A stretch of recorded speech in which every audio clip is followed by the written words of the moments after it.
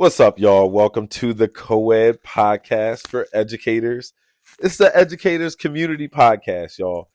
This is a safe space for those confessions, collaboration, community, and of course, we're going to have a little bit of controversy, talk about those controversial things that happen in the schools and in our lives, and with our families and all that good stuff. All that good stuff. This is the place for it. My name is Coach Devin Buchanan. I am your host, and I'm also here with my co-host. Why don't you introduce yourself real quick? All I'm sorry right, about that. everybody. My name is Tiffany Abney Harris, and I'm just happy to be here. A little nervous to be talking to everybody, but still very, very, very excited to do this here Yeah, today. this been a long time coming, y'all, because and you'll get to know us, but we are two, I think, kindred spirits at times, and we see eye to eye on a lot of things, but probably also just have these different experiences that I hope will come across, as we're talking. So a little bit about me. Like I said, I'm Coach Devin Buchanan. I am a longtime educator. This is my 15th year in education, but also about my 20th year overall working with young people. Started off in college, majored in recreation and leisure services. No one knows what that is. Like, no, I didn't know what it was. So go look it up. Don't worry about that. So I wanted to work at the Y. I wanted to work at a community center, and that was actually my first job right out of college.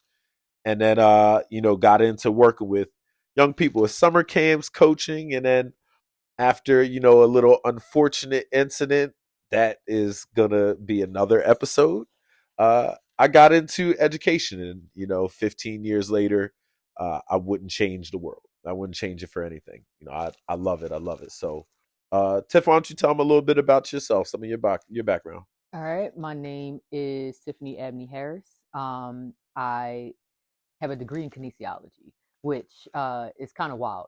So I got an education or working with students probably about 15, 16 years ago. Yeah. And I came from a family of educators, and I promise you, I tried my hardest not to get into education. You're right. And to this day, I will not teach math, reading, science, or any of those things that come with a standardized test. However, I do love helping students navigate some of the social difficulties that they may have, whether it's parent to student, teacher to student, teacher Yeah. to parent. And that's kind of where I found my love for working in schools, Yep. helping people to understand what they were going through and why they reacted a certain way so that they can kind of switch it up. Um, and it really is what drives me. That's really kind of my why. I like seeing that change over time. Would you say you like slipped and fell into education? Oh, I definitely slipped and fell. It was this whole banana peel. Like, my mom was like, my brother's name's Dana. Dana, why don't you be a teacher? Why don't you be a teacher? Nah, mom, I don't want to be a teacher. Teachers don't make no money. Yeah. Well, he taught for 25 years. My brother. It was And then I didn't want to be a teacher. Here I am. So I wanted to be an athletic trainer. yeah. I do remember my grandmother. That was kind of her thing. She wanted all of us to become teachers. The world is always going to need teachers. Yeah. And as we're seeing that teachers are semi becoming obsolete as the time goes, but then my my dad's a teacher, his sister and brother are teachers. Yeah. I grew up with she's a teacher, whether it was in Sunday school or just a lot of teaching and a lot of people that wanted to guide others around me. Yeah. So I think I kind of just fell into it. Started working an after school program just out of Okay. college. Yep. Yep. And that's where my love for interacting with the students and seeing their progress over time definitely started. Yeah. Yeah. Um, I do not just identify as a teacher, y'all. While we definitely started talking off as a teacher, talking about that, I there's a lot of things that make me up as a person, and why I think having a podcast, having this platform, and the ability to be able to share these experiences was important. I grew up in Philadelphia area. Well, I grew up in Philadelphia. and I went to a small private Christian school growing up. Okay. And so I'm certainly a man of faith. That's the first thing that I want people to know about me is my love for the Lord and my belief in Jesus Christ. So I profess that, no matter what, that's what I'm leading with. But also the fact that, when I was in 8th grade, I had my teacher talked about being a Renaissance man. And just the fact that Renaissance men love to be good at a variety of things. And I heard that in 8th grade, and it stuck with me. And I'm sure that there are things that you heard when you were younger that helped to shape who you are. And like, that's what this podcast is for. Like, it's a space where you hear this, go in the comments, like respond, share, your experiences, the things that you're going through. Share it with other people so that you can, have these types of conversations with other people. They can be conversation starters. But, for me, y'all, I love this platform with Tiffany because we're both outgoing people who love to help people get to the next area in their life, the next stage. And, I created this youth organization after years of being in recreation, being an educator. I decided, look, there's some things that we don't have in the education space, and I wanted to try to solve that problem. So I created something called a Focus Youth Network. You can go look it up right now. You pull out your phone or wherever you are, Focus, FOCUS, youthnetwork.org. We provide educational, recreational activities for youth and their families, centered around 3 main pillars, and that's wellness and nutrition education, character development, and college and career readiness. And Tiffany works with me. We out here in these streets with these kids, man. We out here in these streets with these kids, trying to really live out that purpose, So that's what this podcast is about. And so, I truly encourage you to come along this ride with us. Tiff is a fun person to talk to. We love food. Yes. And we are definitely going to be talking about, like, right before we click start on here, we were talking about food for about the last hour. We were. Smoked pork butts and ribs and all that other good stuff. All that type of stuff. I was listening to what you were saying, and it brought me to you.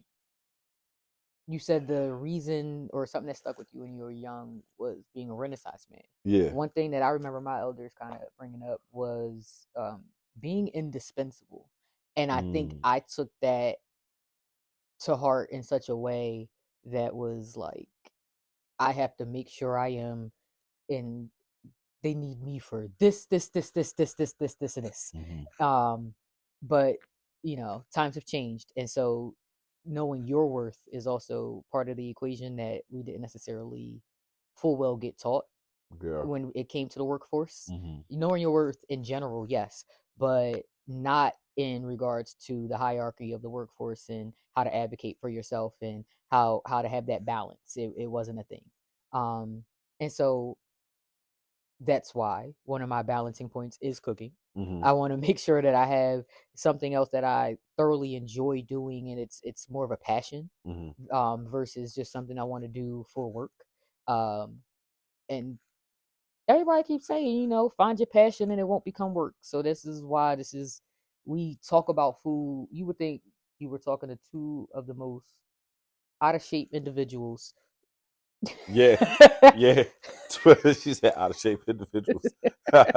She tried to be friendly. Yes, I was trying to be as politically correct as possible. Yeah. We're not. We just We're getting not out there. To offend nobody. Can't offend yet. Yeah. I'm going to put a yet on there, but but I just love flavor profiles. Yeah. Oh man, I like zestenge icy. Yeah, all of it. all of it. I love the emotion that people get when they eat certain things and the reaction. It just really does something to me, or making it taste like something they remember from back in the day. For me, it's like, man, it's just like grandma's home cooking. That's gonna hit home. That hits home for me all the time. She low key is a big inspiration for me. She pushes me, and so she she made this smoked pork butt a while ago, and she brought it to our after school program. And like, so she came over here the other day with some stuff, and she put it in 2 containers. Yes. Because the first time she brought it in 1 container and it didn't make it home. I ate it all. I ate all of it. So she learned this time and brought it in 2 containers. But the pork butt was so good, I was inspired to try it myself. And so I smoked this thing, and I told her about it. She tasted a little bit, and then she was like, "Yo, this will be good on a pizza." Mm-hmm. I'm like, "For real?" And I don't think like sometimes I'm a meat, vegetable, starch kind of guy. Like, right, okay, I don't always think about the different vessels on which you could put stuff. So she was like, the night before you could put it on a taco. Then the next night she was like, you can make a pizza. And I was like, how about like this barbecue pizza? I put barbecue sauce on it. She was like, yeah, slice some jalapenos, some red onion. And it's just how we play off each other in multiple areas. And I Dev's I a fancy chef. Dev wants to do some type of saute souffle all the time. I like, which is great because some of the things he's capable of doing, I have never even tried. I would probably not try. So it's just, I like to use every bit of something, and so growing up. And this, it probably comes from the fact that I hate leftovers. I don't know how many people out there, if you like leftovers, more power to you. I am not a fan. Maybe the next day, it must be the most amazing thing for me to eat it 3 times. It better be. So what I've learned, because I not the richest person in the world. Yeah. You don't want to waste. So I started figuring out other things I could make with it or change it into so that it would trick my mind to believe that I was eating a new meal with the same one thing. Yeah. And that way it gave me that feeling that I was eating something different. Yeah. But I was still eating kind of the same combination of stuff. Yeah. But now one time I'm eating it over rice. I'm making a rice bowl. The next time I might be making ramen, and it just gives you it pushes your creativity when you have a limited amount of ingredients and you see what you can do. Mm-hmm. And I like that part. It's like Chopped. I'm telling y'all, once we sit down and commit to a business, like this is a venture. No, wait. Hold on. No, I look at this out first because I know. Go ahead. You gonna forget it. No, this is a venture, and if it turns into a business, cool. We starting this off. Turn the thing, hit the button on talk. Now, once we commit to a business, I'm telling you, it's gonna be the jump off because it's the once we commit. I know it's like because I'm a man of 1,000 ideas. Same. This is the problem. I got a lot of ideas and a lot of good stuff that I start. Yes. But it's the finish line. Yeah, man. It just get further and further. Like when you started, the finish line seem right next to you. And yeah. It just it's like a treadmill. Why does the finish line keep go? Like, why do I keep running and the finish is never there? And so then what happens? Have anybody seen the movie Up? Squirrel. Like I say that as because I get so distracted by something else or my everyday life. That it just gets pushed to the back burner. And then before I could come back to it, I got a new idea. How many of you, I know we can't be the only two that have the starter, stopper. We got so much energy into it. And then something happens and it takes the energy away. Mm-hmm. But I do agree. Once Deb and I commit, this is, I find, I want to make a t-shirt. Mm-hmm. Once we commit. Once we finally commit. Yeah. It's on and popping. Like it's going to be one of the best ventures that has ever happened. We have a passion like no other. I'm gonna put this out into the universe. I think we're at some point gonna have some sort of mobile food something venture, food truck, food cart, something that feeds people on the go because we're gonna be on the go. We are on the go, and people are on the go. So I feel like someday we're gonna be we're gonna have an Instagram, and it's gonna be like, yo, we're popping up at 56 in Johnson. Meet us there and sell out. Right. All right, tomorrow we at 13th and Sparkling. Meet us there. We sell out. Yeah. I can't wait. I want that to be the thing. We're in a weird period where we've spent so much time working and pushing somebody else's agenda, um and working for their dream, that it makes it difficult to know which dream to settle on, or which one is going to bring us the most enjoyment as well as stability, because that's honestly an ultimate goal. You still don't want to be struggling even if you're passionate. That passionate struggle. Yeah, Tough, it's a tough mix. It's a tough mix, and you also have to kind of decide which is hobby versus which is going to just make money. What things do you do that are just relaxing and your way to disconnect? Because if you make that also your way that you make money, then it's no longer, you might lose it. So you have to make sure that you find that balance, and that's definitely harder. Speak on it. That's definitely harder than people make it seem to be. So trying to make sure that your passion, if you want to make money off your passion, is something that can actually make money. That they're like, be real with yourself. Like, yes, and you can make money and keep it as a hobby, make money, but and maybe do that for a while to see, kind of create it. But I am at that that point right now where I'm trying to make sure that when I jump into the market, no matter which jump I take, that I am making the best valiant effort for it to be something I actually enjoy as well as can make money off of. Absolutely. But that's a wild ride. I think one of the themes you definitely going to hear, in this space is, pursuing your passions. And I remember somebody said to me one time, it's actually this gentleman named Kendall Ficklin. He said to me, October 24th, 2016, you got to be a nightmare for your dreams.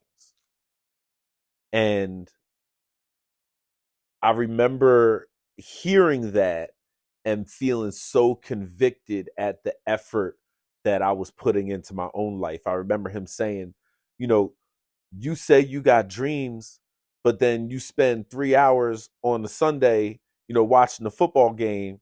They not paying your goals, but then you say you don't have any time to do this or do this to go reach your dreams.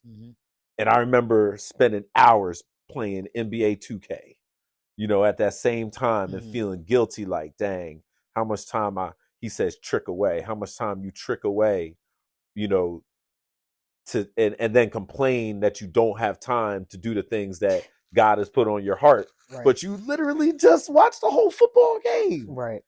Like, what is you talking about?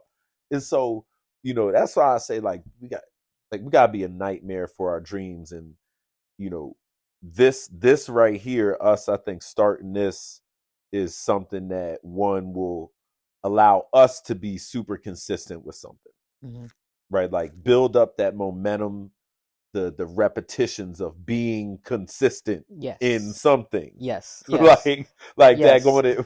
We're so inconsistent in bad things. Yes. It's like we're consistently inconsistent. Yeah. I need a t-shirt that says that too. Consistently inconsistent. Yes. And I know that people can relate to that. And so we are definitely working, because we recognize that is the issue. We're working our hardest to be able to keep each other on track. And that's why it's good to have this dynamic that we do have, because we can bounce ideas off each other. We encourage each other. And it helps, because if my idea is crazy and I'm thinking too low, he's like, no, you can really make this big, or no, you just need to, you really can. And it really feeds my spirit in a different way sometimes, because I think that I encase my personality in being humble. Mm-hmm. And so any piece of it that feels as though I am exalting myself, not even, I don't like you word exalt. All my Christians out there, please forgive me. It's the exaltation. Please forgive me. I grew up in church. As soon as it came, it escaped my lips. I felt it. I don't like putting myself on a pedestal or singling myself out, or I always feel as though I need to play the background, and that's where I need to be, and that's not ever where any of my jobs have placed me. I eventually come to the foreground and am some leadership type of position, and so I have to get used to accepting that sometimes, and not in a conceited way, but more just I have something to bring to the table, and it is a scary responsibility to take sometimes, only because you don't want to ever tell anybody the wrong thing, and so I always encase it as, this is just my opinion. I want to make sure everybody understands neither one of us are licensed therapists. We not take a board certified, not a darn thing. So sorry, let's keep it at PG. So I don't want anything that we are saying. We are just from the school of life. We have degrees. Hard knocks. I almost played Jay-Z Hard Not knocks. Life. So that's all. That's the information that we're going to come from, just from our life learning, school of life experience is where we're coming from. So I just want to don't get it twisted. We both been through some things, both good and bad, just like everybody else. What I like about this is that we're going to share this very unique blend of real world and private school upbringing, like this very unique knowledge of intelligence, wit, and I'm excited about that. I'm excited that and Tiff says like some people code switch, all this stuff. Like I can code switch, but I also joked with her back in the day, and this is going to be a whole nother conversation. But I never got the code growing up.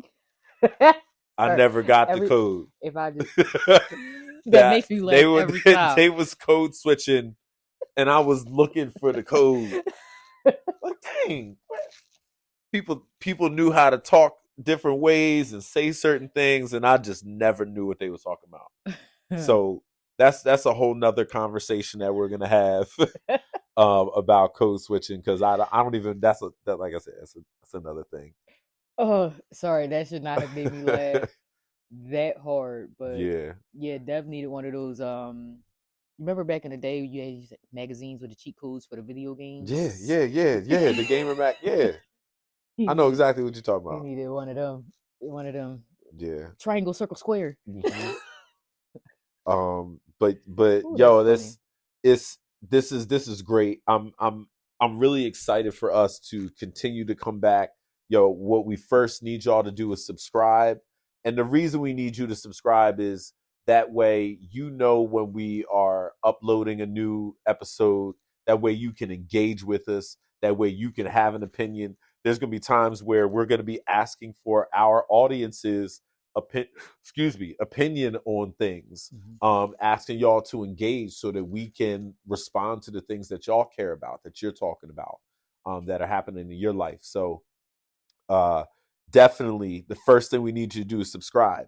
Second thing we need you to do, follow us on all the socials. Whatever you use, we got TikTok, Instagram, Twitter, YouTube, pretty much those 4 things, right? So follow us on all there so you can get all the different forms that we're going to be putting out, short forms, little reels, offering value, just stuff like that, y'all. So yeah, that's all I got for the first one. Like, I know. I can't wait. I can't wait for us to get into some more dicey topics. That was just kind of an overview of us. Yeah. We just wanted y'all to get to know us a little bit. Who you're talking to, who you will be just riding to work with or in the car with. Hopefully we can keep y'all company and give you some amazing things to think about, offer value to your lives, and build a strong community. So thank y'all for rocking out with us for the last 25 minutes. Hope you enjoyed it. Hope you enjoyed getting to know us. This is Coach Devin. This is Tiffany. And we will talk to y'all soon. This is the Co-Ed Podcast. Peace, y'all.